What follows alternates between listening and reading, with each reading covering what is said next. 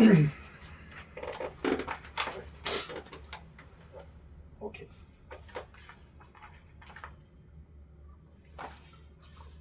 Good evening, everyone. It's great to meet you all. I don't believe these much people will be present here today on these interview sessions. To make it short, I'd like to thank God for giving us this opportunity to make this session possible. In the last 6 days, we have talked about how to perform well in the interview, how to respond questions, how to share presentations on random topics, how to make a better impression so as to attract the audience who are listening to your speech. As we have talked about so much things, all these small things you have learned in these 6 days should be applied at this moment. I think everyone is getting ready. We will start with the first question. What is your understanding of the concept of good governance?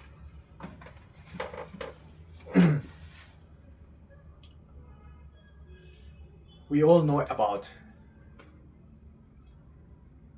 administration in our own respective state. What do you mean by good governance? Without governance, what's the use of chief minister? What's the use of member of legislative assemblies? What's the use of panchayat? These ministers, prime minister, and various portfolios are given to different persons depending on their ability and qualifications, where governance is being created. To me, good governance is not about bringing in development to a specific place and ruining the life of tribal people. In Rajasthan back in 1954, a tribal village was being forced to leave their lands so that the rich people can establish companies, factories where they could earn daily wages. This was the system of governance in Rajasthan back in 1954. The life of tribals, depending on the forest, depending on farming, was disrupted due to the enforcement of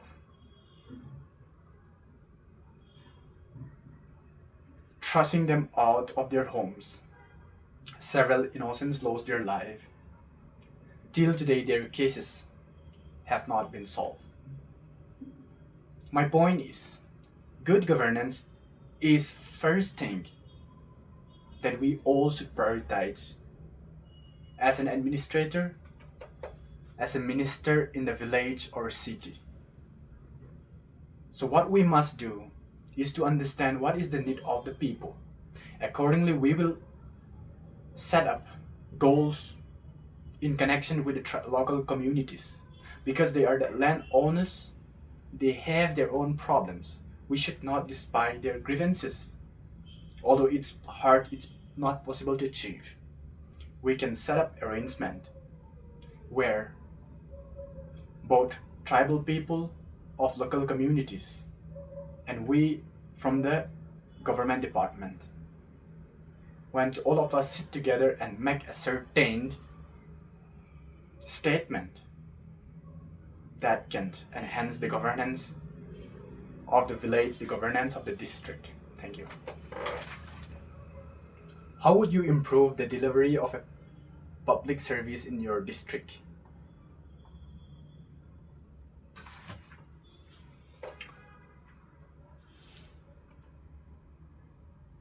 Today I have seen lots of government schools which had been functioning for years are now not able to maintain.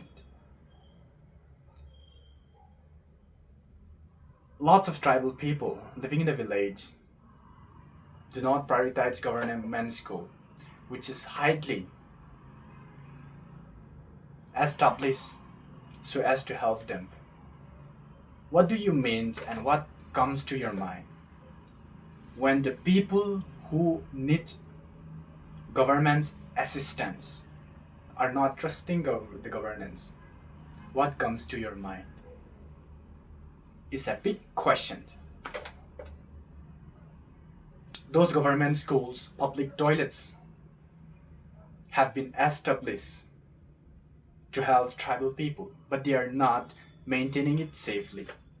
How do we balance these systems of governance in our country? It also happened back in my village. Teachers posted in the government schools have relations with the principal. At the time of receiving salary, they distribute 50-50 each. And students who are attending classes are not guided by teachers. That is the main problem. Usage of public toilets in and around the villages have been neglected. People entrusting to clean toilets do not respect their responsibilities. Instead, as long as they receive money from the government, forget what they must do, but not getting money from the government. Friends, today, how shall we bring in? How shall we improve public services? Is the question. Fairness is needed in each and every state. When you talk about friends from the other states, I think at least one state would not prioritize corruption over fairness. This normally happens in the recruitment of government jobs in states. Why do administrators, executives do prioritize corruption over fair and square selections for state jobs? Is my question. When this problem is addressed, so we could address the problems of how to improve public services within our locality. So my point here from this question is, let us first make evident statements to all the citizens of the country, regardless of their community. They should be abide by the rules to follow certain procedure in obtaining jobs which is offered by the government.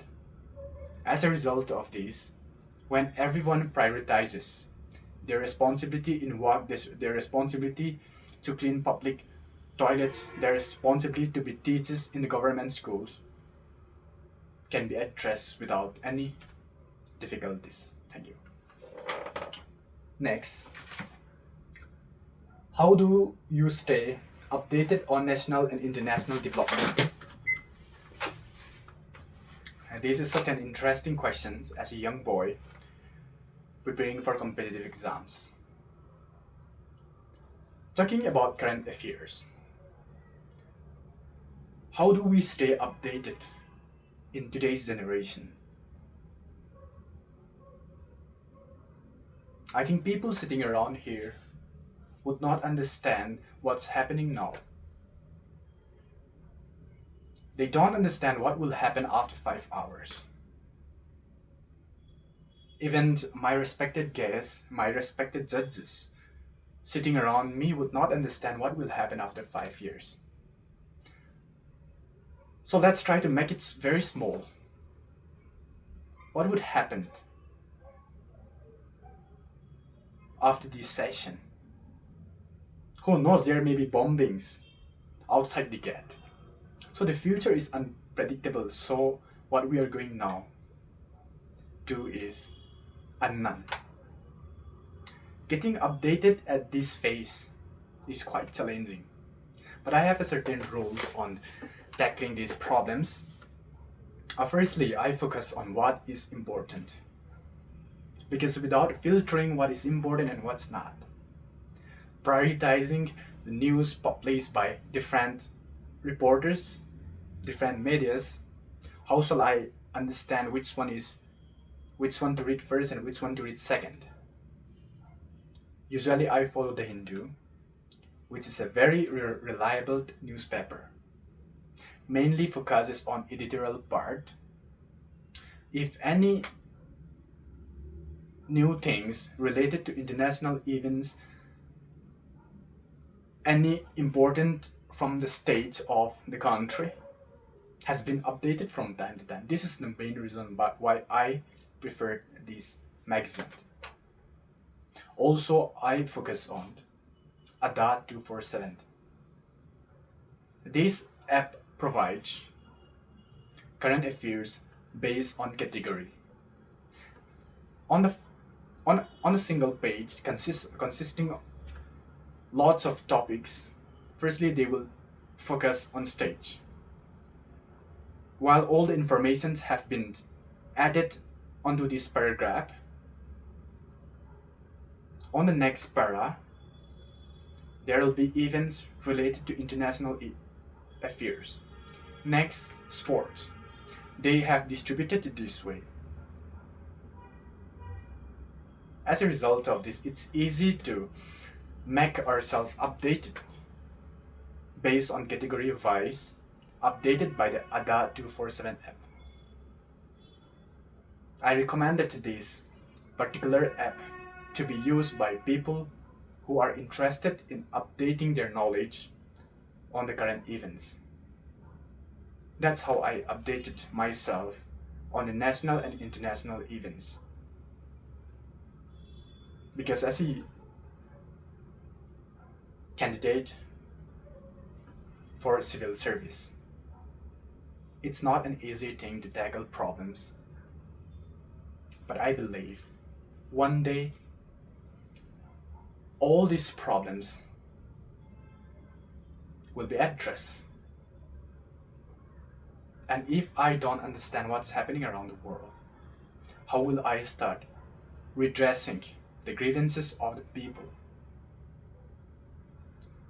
However, to make myself updated on any news, I use Google, where notifications come automatically every second, every minute.